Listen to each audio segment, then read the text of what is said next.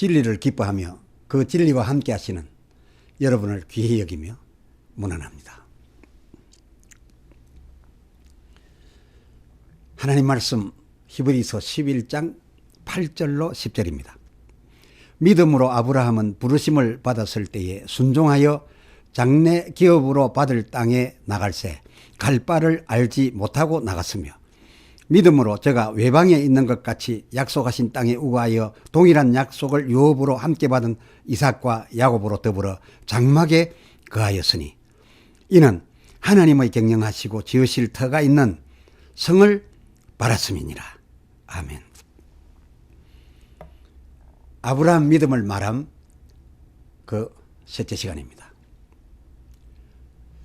앞 시리즈 아브라함 1, 2에서는 하나님께서 그를 부르실 적에 언약하셨던 약속 둘 중 창세기 12장 2절 내가 너로 큰 민족을 이루고 내게 복을 주어 내 이름을 창대케 하리라 라고 한 부분을 주제하여 다루었었는데요.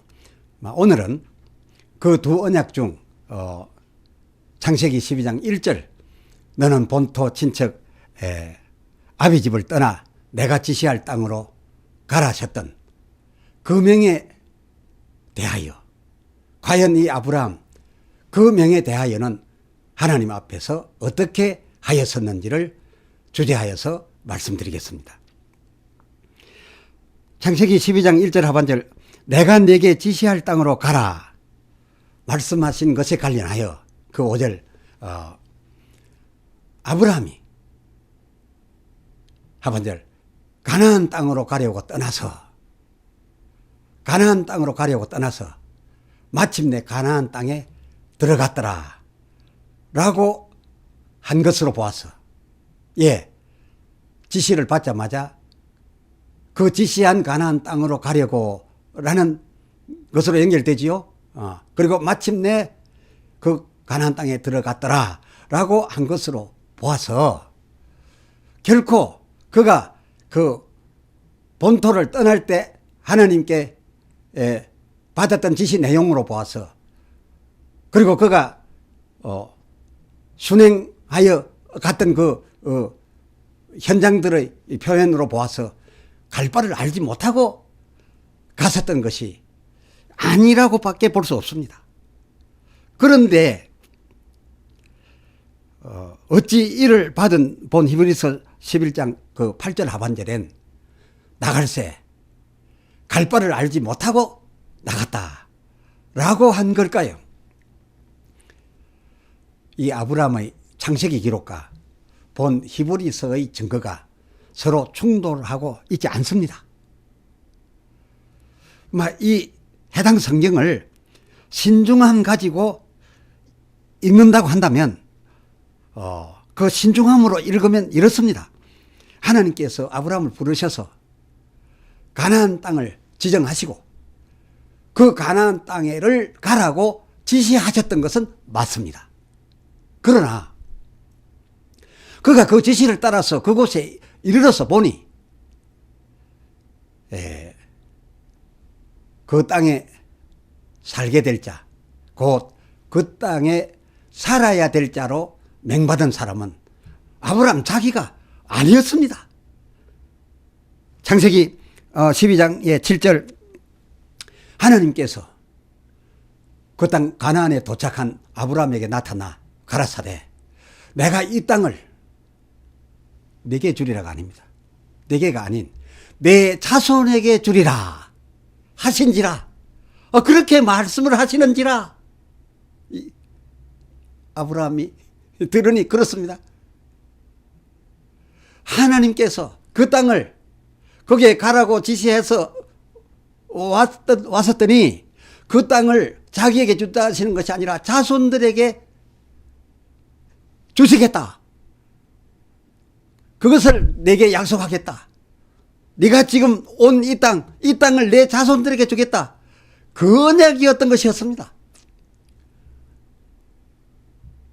해서 그가 여호와를 위하여 막 그곳에 단을 쌓고 그 단으로 예배하고는 하기야 뭐 자기 자손에게 그 적각꿀이 흐르는 좋은 땅 주시겠다고 약속을 해 주셨으니까 감사하고 이 땅 이곳입니다. 꼭 그리해 주옵소서 라는 예배를 드렸겠지요. 그 8절 거기로부터 그는 옮겨서 자기의 장막을 베델 동편 산으로 옮겨 그 산에다가 쳤던 겁니다. 이는 하나님의 말씀 앞에서 하나님이 자기에게 대하여 그 가나안 땅에서 하신 말씀 앞에서 매우 자연스러운 것이었습니다. 본토 떠나온 아브라함 그에게 이젠 딱히 갈 바도 없었습니다. 있을 바도 주지 않았습니다. 없었습니다. 지시받고 가나안 땅 와보니 그 땅은 먼 후일 자기 자손들이 살 땅이었습니다. 자손에게 약속해 주신 것에도 감사하지요. 그러나 아브라함 본인은 대책이 없습니다. 창세기 12장 1절 하나님 지시하신 그 땅 와보니 아브라함 죄에 있을 땅이 아니었습니다. 그 땅을 자기 자손에게 주실 거란 약속 그것 받을 확인할 뿐이었습니다. 그것도 아니라 그것 참으로 감사하지요. 그래서 하나님 앞에 단지 감사하다고 단 쌓아서 예배 올리고 나서는 그곳을 떠날 일 말고는 그에게 달리 할 일이 없었습니다. 갈 밖에요. 그 구절 그래서 동편산에 갔다가 이슬 처소가 정해져 있지 아니하니 점점 남방으로 옮겨가고 또 옮겨 다니다가 보니까 그 10절에 그 큰 나라 그 바로 왕의 나라 애굽에 이르게 되었댔습니다. 여기 좋구나 싶어서 아브라함이 거기에 또 좀 살아볼까 하였던 것 같은데 웬 불상사 하마터면 그 바로 왕에게 자기 아내 사라를 뺏길 뻔 하지 않습니까? 그런 참 황당한 그런 사건을 만나고는 또 떠나야 했습니다. 그야말로 그는 히브리서 11장 8절이 말하고 있는 대로 그는 부르심을 받아 떠날 때부터 그가 장래 기업으로 받을 땅, 그 땅이 이 세상 중에는 어디인지 알지도 못하고 출발했습니다. 이 세상 중에는 있지도 않았습니다. 알지 못하고 출발했습니다. 이 히브리서 저자는 바로 이 부분을 본 것입니다. 이 창세기 사건에서 그는 장래 기업으로 받을 땅이 어딘지도 모르고 있지도 않는데 떠났던 겁니다. 그게 순종이었습니다. 그게 하나님 믿은 거였습니다. 그가 그 본토 떠나게 되면 떠나는 순간부터 자기가 정착하여 살 곳이 없어지는 것이었는데 그럼에도 창세기 12장 1절 본토 친척 아비 집을 떠났으니 이거야말로 히브리서는 이렇게 말한 겁니다. 11장 8절 갈 바를 알지 못하고 온전히 하나님을 믿음으로 그리고 온전히 순종함으로 나갔다라고 한 겁니다. 자기 인생은 아랑곳하지 않았습니다. 결과가 어떻게 될지 그건 문제되지 않았습니다. 순종하는 것뿐이었습니다. 그러니 갈 바를 알지 못하고 자기 장래가 전혀 보장되어 있지 않았음에도 떠났다라고 하는 이 히브리서 저자의 히브리서 11장 8절 9절이 정확하게 맞지 않습니까? 이것이 성경을 진실하게 본 겁니다. 사실대로 본 겁니다. 히브리서 11장은 그야말로 맞습니다. 이 히브리서가 아브라함더러 그 11장 8절 상반절에 믿음으로 아브라함은 그리고 그 9절에 믿음으로 저가 라고 한 이런 기록들 이런 분석과 판단은 결코 의미 가볍게 만들어내어서 쉽게 올려놓은 말이 아니었습니다. 아브라함 그는 그런 형편으로 떠났어도 하나님이 그와 함께 하시니 그는 크게 어렵지 않았습니다. 가는 곳마다 하는 곳마다 잘 되었습니다. 그의 거의 대부분의 날들이 부자였었습니다. 비록 자기 아내 사례를 누이라 하였다가 막 혼나기는 했었지만은 그 일로도 이 아브라함은 바로에게서 얼마나 많이 챙겼던지 창세기 그 13장 1절로 2절에 보면 애굽에서 그 험한 꼴 당하고 쫓겨 나오듯 민망하게 나올 때 그 2절 육축과 은금이 풍부하였고 게다가 창세기 14장 17절 아브라함이 얼마나 대단했던지 자기 개인적으로 키운 가신 이 병정이 많아서 그돌라 오멜과 그와 함께한 그 연합 왕들을 파하고 이겨서 그때의 제한 전리품도 얼마나 많았던지 그리고 얼마나 그가 대단하게 그 주변 왕들에게 보여졌던지 나오는데 많이 확보해가지고 나오는데 거기다 더 주겠다는 소돔왕 제안을 물리치면서 그가 한 말 23절 내 말이 내가 아브라함으로 치부케 하였다 할까요? 내게 속한 한 실이나 신들매도 취하지 않겠다. 필요 없다. 안 받겠다. 라고 하였을 정도였으니 이 아브라함 그렇게 갈 곳 없이 알 바를 모르고 나왔어도 하나님과 함께하는 그의 행로는 이렇게 성공이었습니다. 그런데 그럼에도 그는 그 어느 때에도 그 어느 곳에 가서도 그리고 모두 다 그를 존중히 여기며 다 도와주려고 해서도 그야말로 한 곳에 계속 살겠다라는 의미의 그런 자기의 집을 짓지 않았습니다. 그리고 그쯤 되면 큰 한 성을 쌓아서 자기도 부족을 이루고 왕처럼 살 수도 있는데 그럴 경우가 그런 환경이 많이 조성되었음에도 불구하고 그는 자기와 자기 사람들을 위한 성도 쌓지 않았습니다. 그의 사적 전체를 살펴보아 그가 집이라는 개념이 갖고 있는 그런 집을 지었음도 볼 수가 없고 그런 성을 쌓았음도 찾아볼 수가 없습니다. 그가 부름받은 그 이후 하나님과 함께하면서 풍부가 있을 때든지 없을 때든지 그는 다만 장막, 그렇습니다. 이 장막이 뭡니까? 수시로 옮길 그런 천막입니다. 수시로 옮겨갈 사람이 짐 제대로 풀지 않고 우선 하늘만 가리고 비만 가리겠다는 그게 장막 아닙니까? 그런 천막의 장막밖에는 정착하기 위한 어느 곳을 정하여 건물을 짓지 않았다는 겁니다. 본 히브리서는 그에게 히브리서 11장 9절 그에게 계속 있고자 한 그런 정착촌 마련한 적이 없었음과 그리고 평생 대를 이어가면서 이 땅 이곳에 편안히 살겠다라고 한 그런 개념의 집을 짓지 않고 일생 그는 부하든지 또 어려움에 처하든지 상관없이 장막에만 언제든지 옮겨갈 준비해서 이곳은 내 곳이 아니라는 장막만 만들어서 거하면서 나그네처럼 돌아다닌 것에 대하여 이 히브리서가 착안하였던 겁니다. 거기에 착안하여 이거야말로 확실한 믿음이며 하나님이 주신 바 장래에 있을 기업의 꽃을 제대로 깨달았다고 본 것입니다.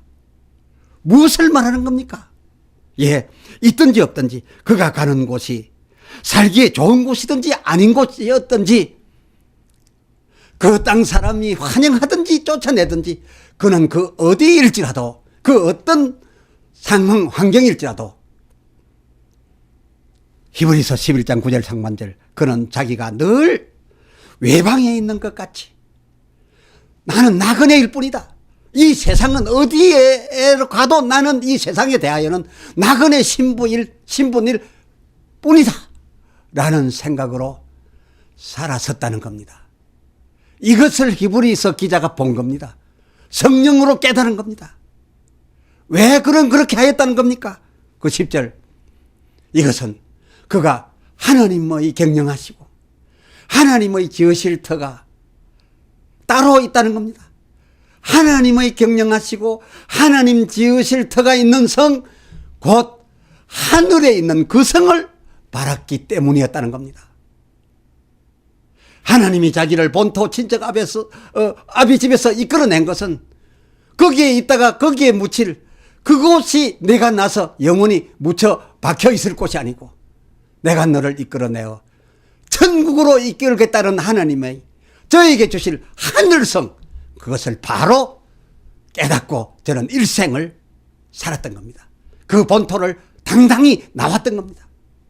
그 15절, 저가 나온 바 본향을 생각하였다면 얼마든지 돌아갈 기회가 있었었고, 또한 저에게 창세기 14장 14절, 그 집에서 길 이우고 연습한 병사가 무려 318인이요 이들로 옥의 여러 군을 쳐서 이겨서 붙들려갔던, 그들에게 붙들려갔던 조카 롯네를 구하고 그 많은 그 은금을 지하였으니, 그리고 그들이 전부 다 존경하고 두렵게 생각했으니 그곳에 정착을 해도 될 터였는데, 히브리서 11장 16절, 저가 이제는 한번 떠나온 이후, 이제는 본토를 떠나 나온 이후 이제는 그때부터 그는 더 나은 본향을 사모하니 곧 하늘에 있는 것이라. 이것이 히브리서가 성령으로 그의 마음과 그의 중심을 깨뚫고 분석해 나온 분석입니다. 바로 그 신앙 때문에 이 아브라함 일생 장막나그네 였던 것이라는 겁니다. 그가 세상에 사는 날 동안 얼마나 인기가 높았던지, 죽은 자기 아내 묘지를 구입하려고 하였을 때에 창세기 23장 14절 그 밭주인 에브론이 그 아브라함에게 대답하여 가로되 그 12절, 내 주여 내게 들으소서. 땅값은 이 밭값은 400세겔, 은 400세겔이오나 나와 당신 사이에 어찌 교개하리까? 즉 어찌 사고 팔겠습니까? 그냥 내 밭에 장사를 하십시오, 하소서라고 하였으나 굳이 이 아브라함 그 에브론에게 강청을 하여 값이 그렇다면 그 은 400세겔을 받으소서 라고 하면서 달아서 에브론에게 주고, 그 18절, 그 밭을 아브라함 자기의 소유로 정하였습니다. 왜 그리 하였겠습니까? 자기와 및 자기 가족이 비단 시체일지라도 이 세상 땅의 주인, 이 세상 주인의 소유하에다가 자기 가족 그 누구 시체라도 그 세상 누구의 소속하에 두어서 그들과 열을 섞지 않으려 했던 것 아니겠습니까? 아닌 게 아니라 그 20절, 해 족속도 그리함으로써 그 해 족속도 그 밭을 아브라함의 소유 매장지로다라고 하여 굳게 정하여 버렸으니 이것은 완전히 세상 소유자와 구별해 버렸던 겁니다.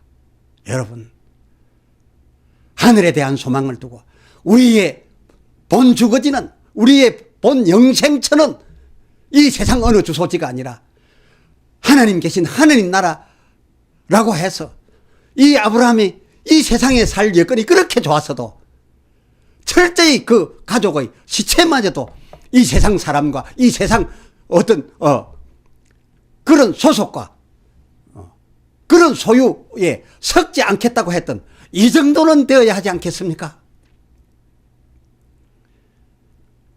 이런 아브라함의 믿음, 이 믿음을 우리 신앙의 모델 삼고, 그래서 그가 간 곳에 우리더러 따라오라고, 믿음 가지고 따라오라고, 우리 믿음의 조상이라고 한 것 아니겠습니까? 이 아브라함의 하나님이 우리도 아브라함처럼 이 믿음 갖게 되도록까지 지켜주시고 보호해 주시고 복 주셔서 이 아브라함처럼 믿을 때에 그의 하나님 되신 것 같이 그때의 우리의 하나님 또한 되시옵소서. 아멘. 진실로 그리 되옵소서. 기도합시다. 하나님 아버지, 성경을 통해서 아브라함의 사적에 대해 히브리서 저자가 성령의 감동함을 입어 분석하고 판단하여 밝혀둔 바를 우리가 만나고 있습니다. 익명으로 히브리인들에게 이 글을 써보낸 이 저자야말로 얼마나 엄청난 영감으로 이 내용을 발견했던지, 우리가 하마터면 히브리서를 만나지 않고서는 아브라함 그의 모든 행적이 편견에 의하여서 잘못 분석될 뻔했습니다. 그러나 본 히브리서 시리즈를 통해서 아브라함의 신앙 처음부터 그 끝까지를 제대로 헤아렸습니다. 오 주여, 이 깨달음을 따라 히브리서가 말하는 바 하나님 앞에서의 온전한 믿음이요, 하나님 앞에 온전한 경외라고 판단하여 준 이 판단에 우리도 이르기를 원합니다. 주여, 성경을 오해하여 하지 말아야 될 것까지 그것을 잘하는 줄로 알고 그리 계속할 것이 아니라, 하지 말아야 될 것은 이 아브라함의 하지 말아야 했던 행동들을 통하여 우리도 하지 말게 되도록 도와주시옵시고, 그리고 아브라함의 하나님 이제야 라고 여겼던 그때의 수준, 그 믿음, 그 경외, 우리도 그 수준에 이르게 하여 주시옵소서. 함께 하시며 이끌어 주시옵소서. 믿음 키워 주시옵소서. 우리 주 예수 그리스도의 이름으로 간절히 구하여 기도드리옵나이다. 아멘.